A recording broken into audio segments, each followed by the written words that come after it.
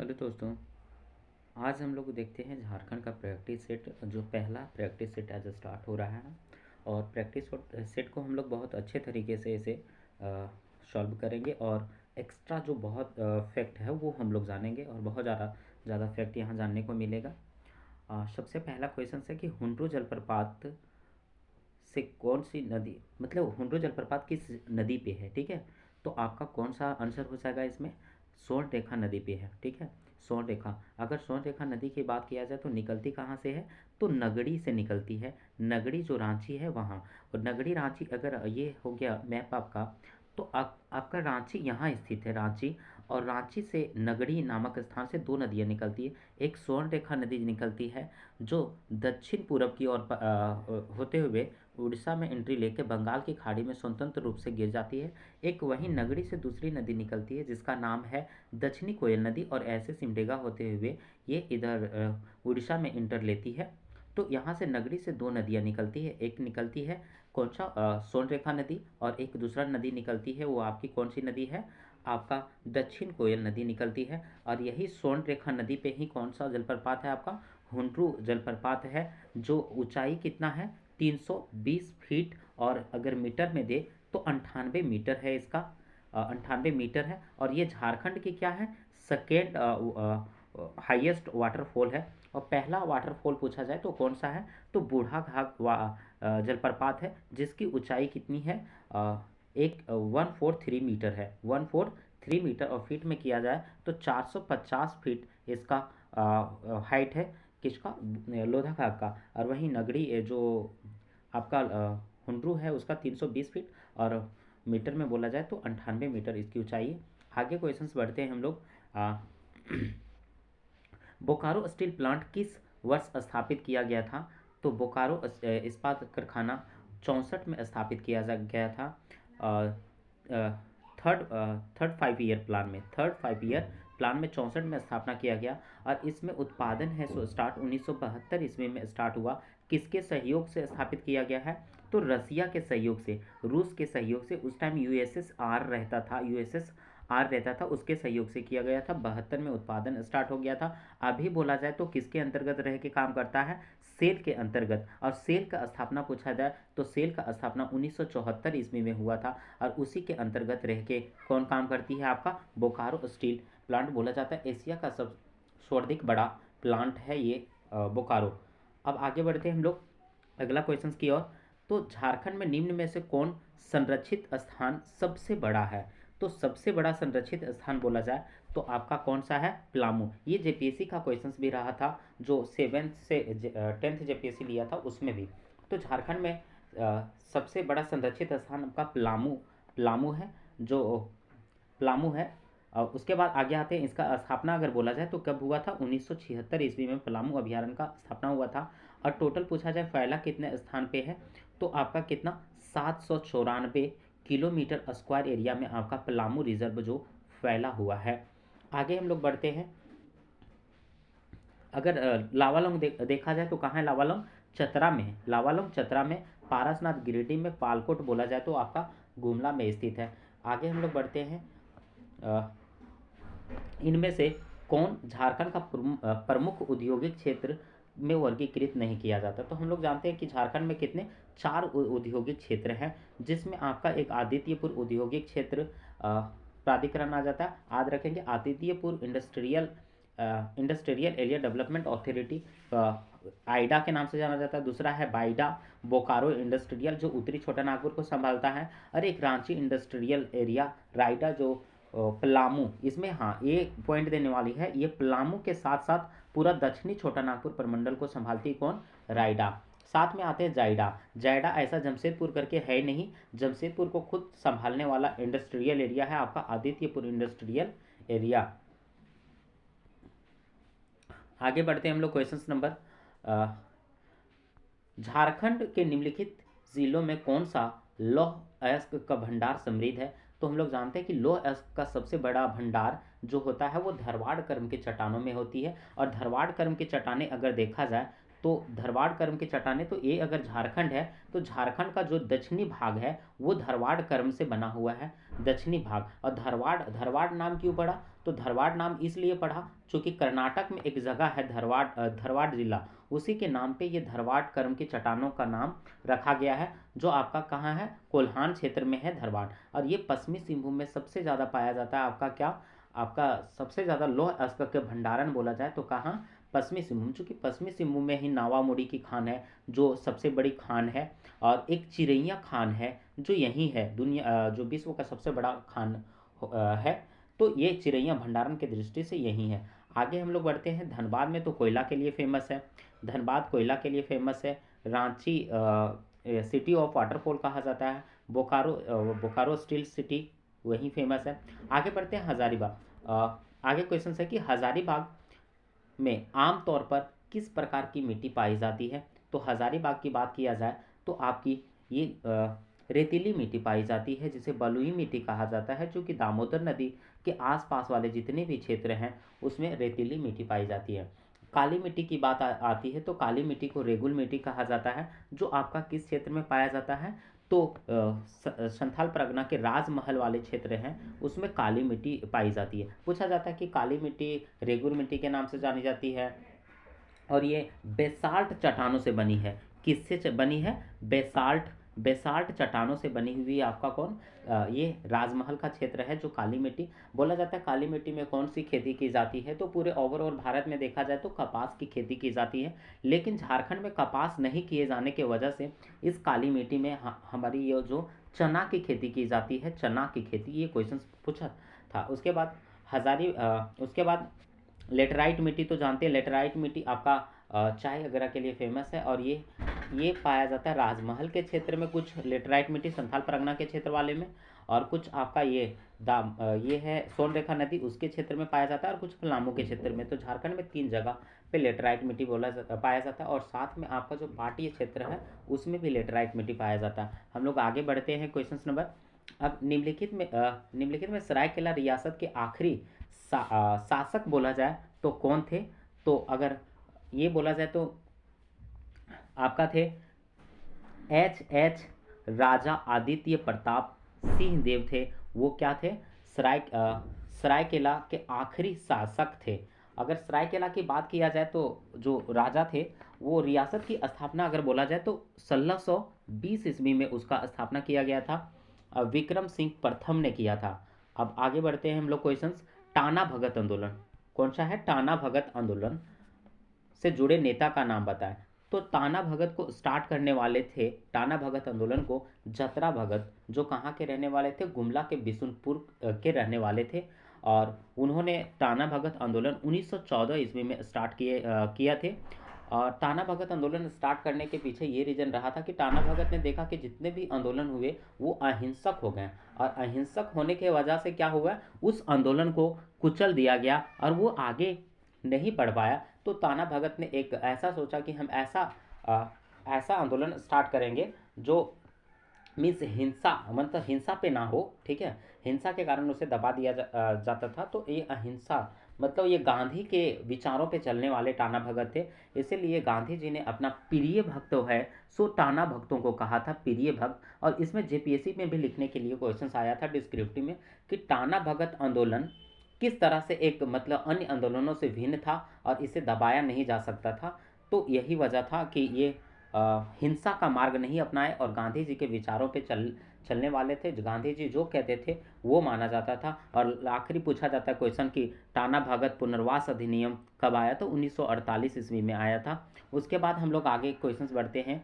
अगला क्वेश्चन है कि 1831-32 में कोल आंदोलन की शुरुआत किया गया था। तो इसमें अगर ऑप्शंस है तो आपका बुद्धू भगत हो जाएगा। कौन, बुद्धू भगत थे, ठीक है। कोल विद्रोह बोला जाता है विद्रोह। प्रथम आदिवासी विद्रोह बोला जाए तो कौन सा विद्रोह है, तो ढाल विद्रोह है, ठीक है, ढाल विद्रोह है, ठीक है। प्रथम सुसंगठित विद्रोह बोला जाए तो आपका कौन सा है, कोल विद्रोह। सुसंगठित तरीके से लड़ा गया था विद्रोह था। इसमें मुंडा हो अगारा जनजाति और ये सब भाग लिए थे। बुद्धू भगत से वो सिल्ली के रहने वाले थे जो भाग लिए थे ये कोल विद्रोह, और कोल विद्रोह अहिंसक। और इसमें बुद्धू भगत क्वेश्चन आता है कि छोटा नागपुर के एकमात्र मतलब इकलौता शासक जिसे प्रथम बार पकड़वाने के लिए 1000 रुपया इनाम रखा गया था, तो वो बुद्धू भगत ही थे। और कोल विद्रोह बहुत मतलब सारे क्षेत्र में चला हुआ था, विस्तृत क्षेत्र में। सिर्फ आपका हजारीबाग क्षेत्र को छोड़कर, हजारीबाग में क्यों नहीं चला था, तो यहाँ अंग्रेज़ों का संग्रह था, अंग्रेज जो लोग ज़्यादा थे, पुलिस प्रशासन ज़्यादा था, इस वजह से हजारीबाग में आपका कोल विद्रोह नहीं चल गया। यहीं से क्वेश्चन आया था कि वही भागीरथ माझी ने किस विद्रोह का नेतृत्व किया था, तो 1874 ईस्वी में खैरवार विद्रोह का नेतृत्व किए थे। ये जेपीएससी का क्वेश्चन था, ठीक है। दोनों क्वेश्चन था कि 1874 में कौन सा विद्रोह हुआ था, तो खैरवार विद्रोह, नेतृत्वकर्ता कौन थे, भागीरथ माझी थे। ये दोनों क्वेश्चंस जेपीएससी का क्वेश्चन था। आगे हम लोग बढ़ते हैं क्वेश्चंस के क्रम में।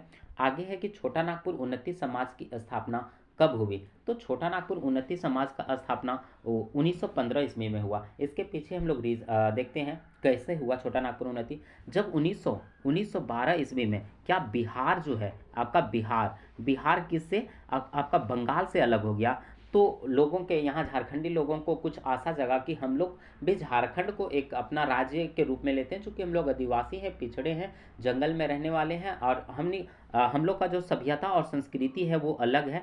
तो इस उद्देश्य से 1912 ईस्वी में जे बार्थोलमन, जिसे क्या कहा जाता है, झारखंड आंदोलन का सूत्रधार कहा जाता है।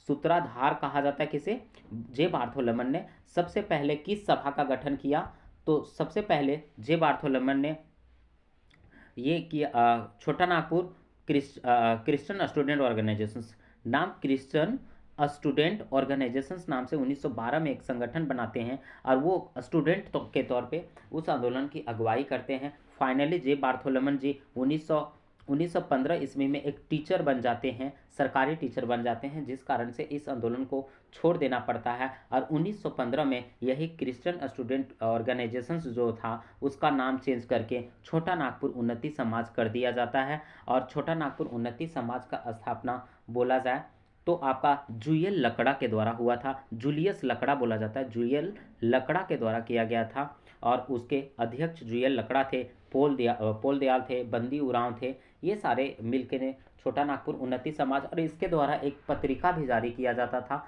आदिवासी नामक पत्रिका जारी किया जाता था, जो 1915 ईस्वी में ही जारी हुआ था, और मुंडारी भाषा में था। उसके बाद हम लोग आते हैं अगला देखा जाए तो निम्नलिखित में से, हाँ, जे बार्थोलोमन जो कोलंबस में पढ़े हुए थे, ठीक है, और चाईबासा के रहने वाले थे।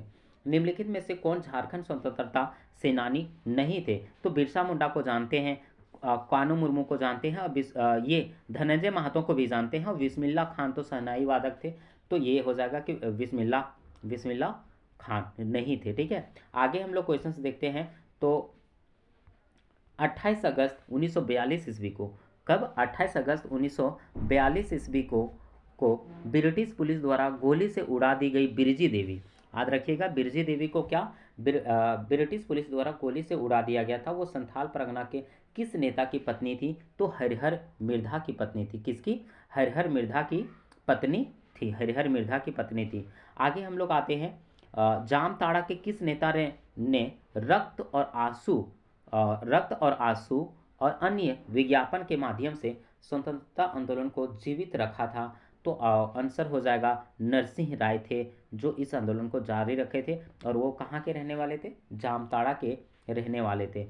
आगे हम लोग क्वेश्चंस करते हैं कि निम्नलिखित में से किस आंदोलन में लोगों से भूमि मालिकों पर भूमि कर नहीं देने के लिए कहा गया था, ठीक है। तो निम्नलिखित में से किस आंदोलन में लोगों को भूमि मालिकों पर भूमि कर नहीं देने के लिए कहा गया था, तो आपका आंसर हो जाएगा खिरवार आंदोलन। खिरवार आंदोलन में कहा गया था कि आप लोग भूमि कर ना दें।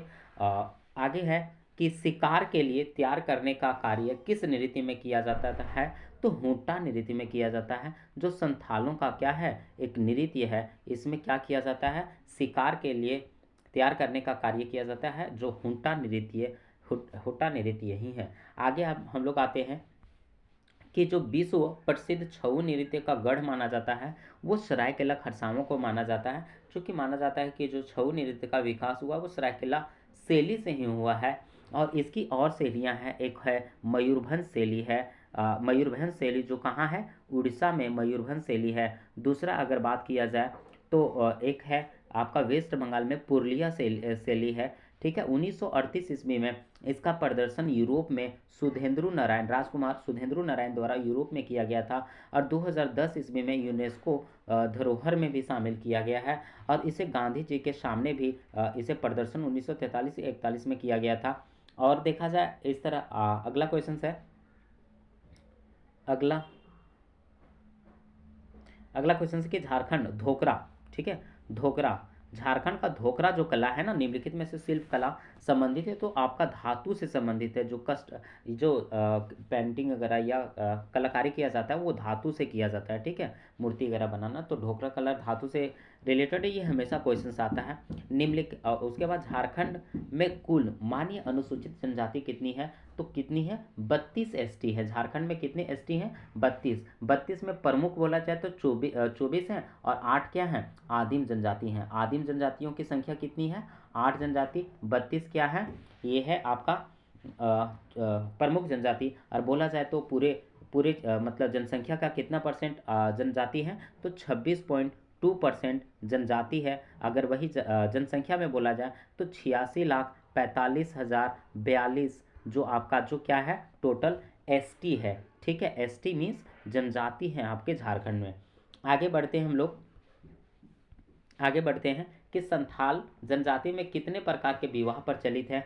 तो संथाल जनजाति में अगर बात किया जाए तो कितने विवाह प्रकार हैं, तो इसमें देखा जाए तो आपका 8 विवाह का प्रकार है। ठीक है, संथाल जनजाति में कितने हैं, 8 प्रकार के विवाह है। विवाह को शॉर्टकट में बापला बोला जाता है, यहाँ क्या बोला जाता है, बापला। लेकिन सबसे फेमस विवाह जो है आपका संथाल जनजाति में वो क्या है, किरिंग बापला, किरिंग बापला। ठीक है, किरिंग बापला विवाह सबसे फेमस है संथाल जनजाति में, और किरिंग बापला एक मध्यस्थता के माध्यम से ये विवाह करवाया जाता है। आगे आते हैं, निम्न में से किस जनजाति के 4 गांव की पंचायत को छठी, 5 गांव के पंचायत को पचोरा, और 7 गांव के पंचायत को सतोरा कहा जाता है, तो आपका खेरवार जनजाति में हो जाएगा। खेरवार जो सत्य बोलने के लिए प्रसिद्ध है, और सत्य बोलने के लिए हर चीज़ मतलब सत्य के लिए हर चीज़ कुर्बान कर देने के लिए। निम्न में अगला क्वेश्चन है, निम्न में से किस नृत्य को नीरसुसंको नृत्य कहा जाता है, तो आपका जदूर नृत्य है उसको नीरसुसंको नृत्य कहा जाता है, और ये उरांव जनजाति द्वारा किया जाता है। और ये कैसा नृत्य है, तो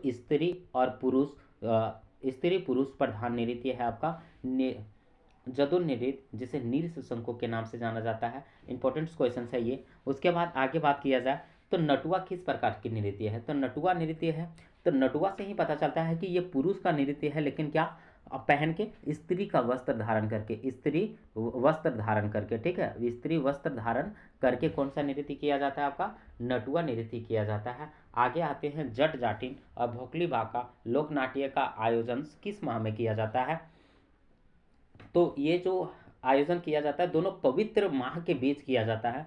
पवित्र सावन को भी पवित्र मानते हैं और कार्तिक को भी हम लोग पवित्र मानते हैं, तो ये सावन और कार्तिक माह के बीच आयोजित किया जाता है। कौन, जट जाटिन और भोकली बाका। जट जाटिन का बात किया जाए तो ये वैवाहिक जीवन को दर्शाता है। ठीक है, वैवाहिक जीवन को दर्शाता है। भोकली बाका ये सब लोक नाट्य है। ठीक है, भोकली और बाका, भोकली मतलब पत्नी होता है, बाका मतलब आपका ये पति होता है, और इस तरह से नाट्य दर्शाया जाता है। आगे आते हैं कि सारवन मेला, तपोवन मेला, बुढ़ई मेला। सारवन मेला तो हम लोग जानते हैं, तपोवन मेला चूँकि तपोवन मंदिर वहाँ है देवघर में। अब बुढ़ई मेला और पाथरोड मेला, अब भुकुकदाह मेला और दुमुहान मेला का आयोजन कहाँ किया गया है, तो आपका कहाँ, देवघर में किया जाता है। ठीक है, देवघर बोला जाए, देवघर 1983 में स्थापना हुआ है देवघर का। देवघर में अगर 12 जुलाई 2022 को नरेंद्र मोदी द्वारा, पीएम द्वारा क्या एक इंटरनेशनल एयरपोर्ट का भी उद्घाटन किया गया। अब आगे हम लोग बढ़ते हैं, तो मांडा पर्व कब मनाया जाता है। मांडा पर्व अगर बोला जाए तो मांडा पर्व है वो बैसाख माह के अक्षय तृतीया को किया जाता है।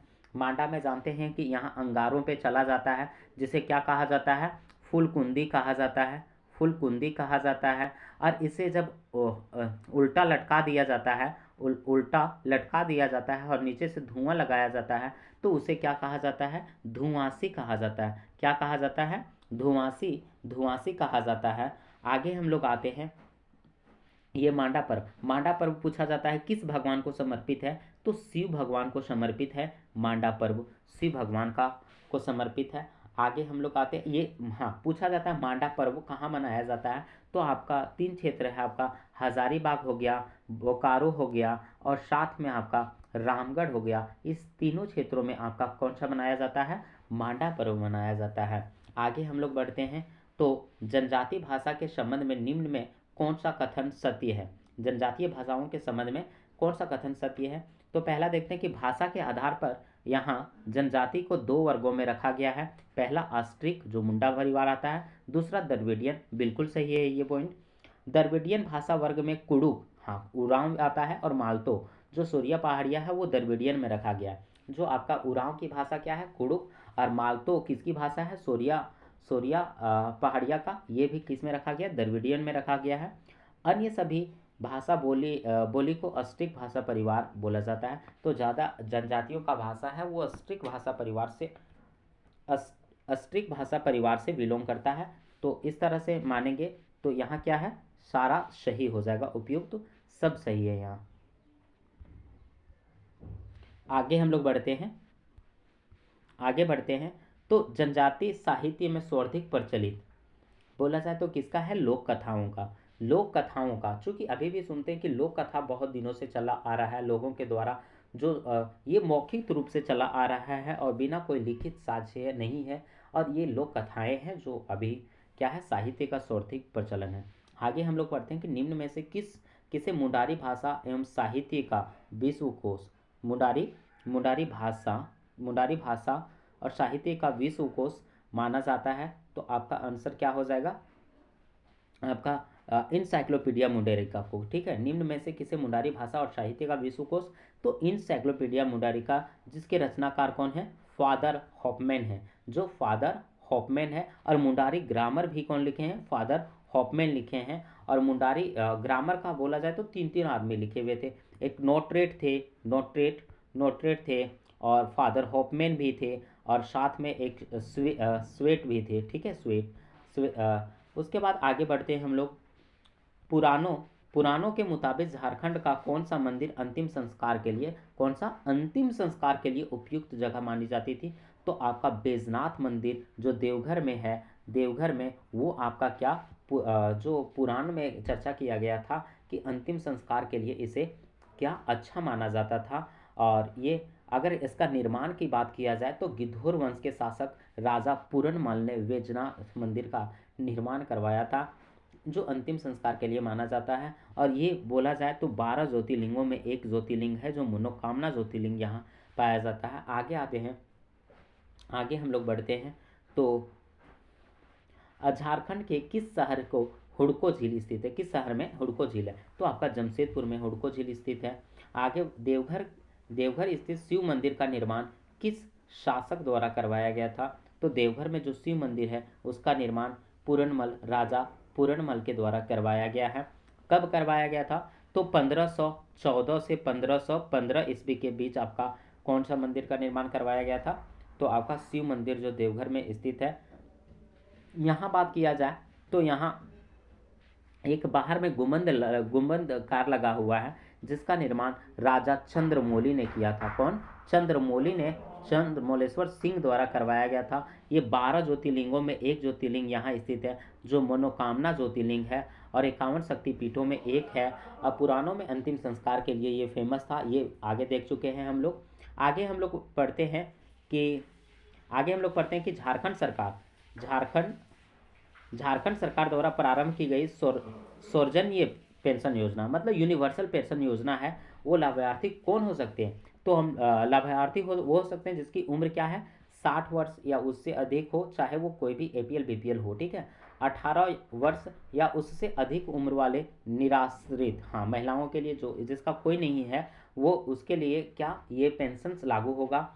5 वर्ष या उससे अधिक उम्र के दिव्यांग या HIV या एड्स पीड़ित, उपयुक्त सभी आंसर हो जाएगा यहाँ कि सभी को ये लाभ मिलेगा यूनिवर्सल पेंशन योजना के तहत। आगे बढ़ते हैं हम लोग आगे क्वेश्चंस बढ़ते हैं कि दीनदयाल स्वावलंबन योजना के तहत झारखंड के किस जिले को पायलट जिला के रूप में चुना गया है। तो दीनदयाल जो स्वावलंबन है उसके तहत खुट्टी जिला को पायलट प्रोजेक्ट के तौर पे चुना गया है, दीनदयाल स्वावलंबन के तहत चुना गया है। और इसमें क्या होगा, स्टार्टअप ऋण सब्सिडी के रूप में वित्तीय सहायता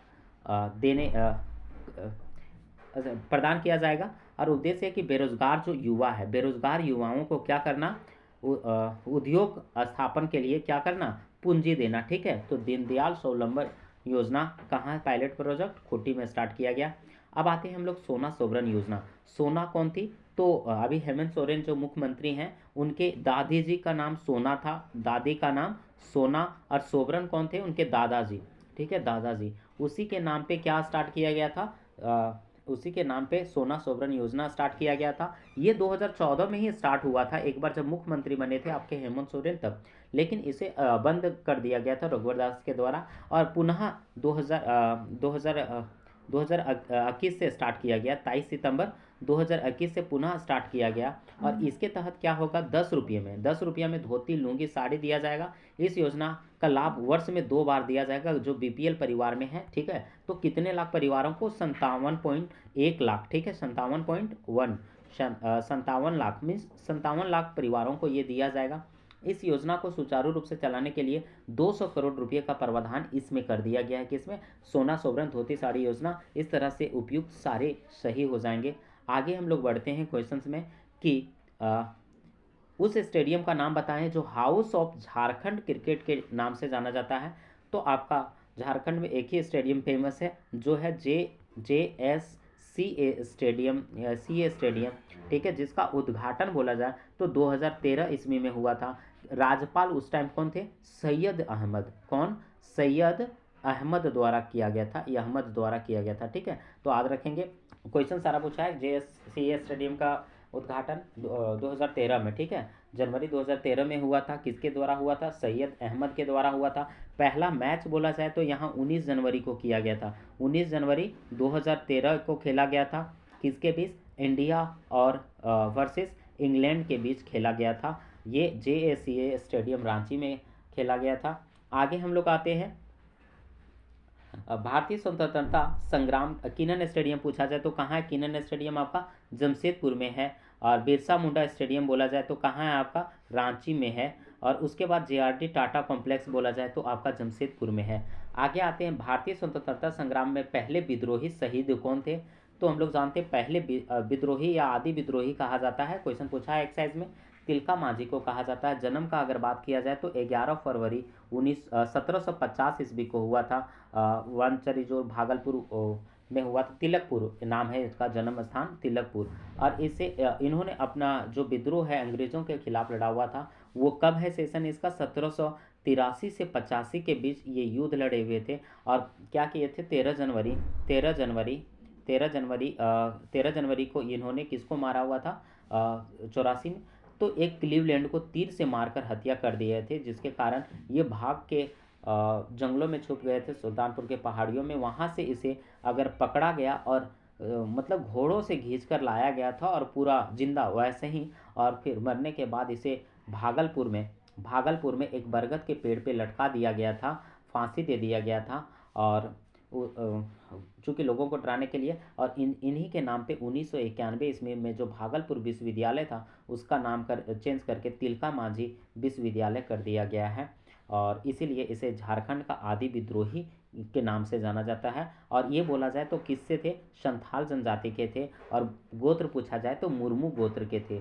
किस गोत्र के थे, मुर्मू गोत्र के थे। आगे हम लोग देखते हैं मुंडा विद्रोह का दूसरा अग्रणी नेता कौन था। तो हम लोग जानते हैं मुंडा विद्रोह को चलाने वाले कौन थे, तो बिरसा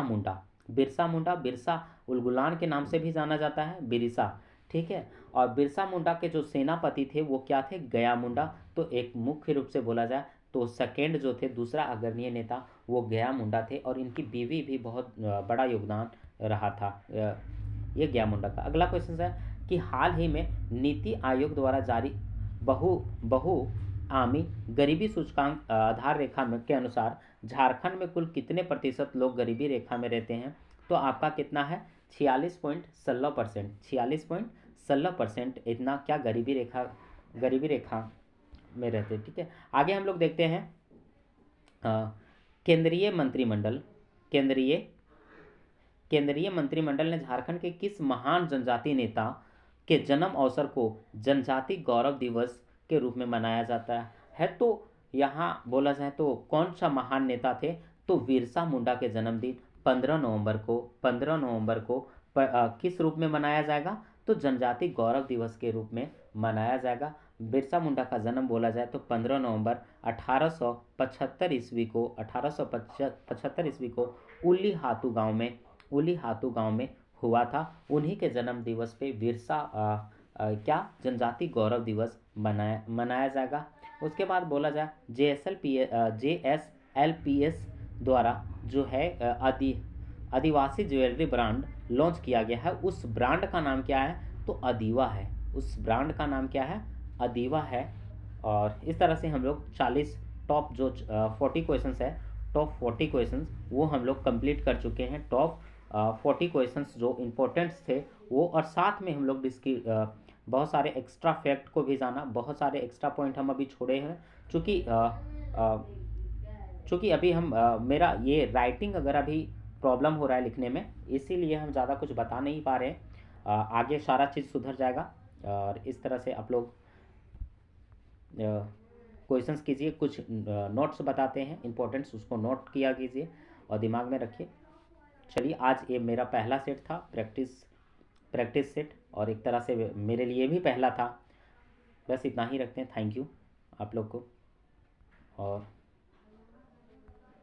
बस थैंक यू।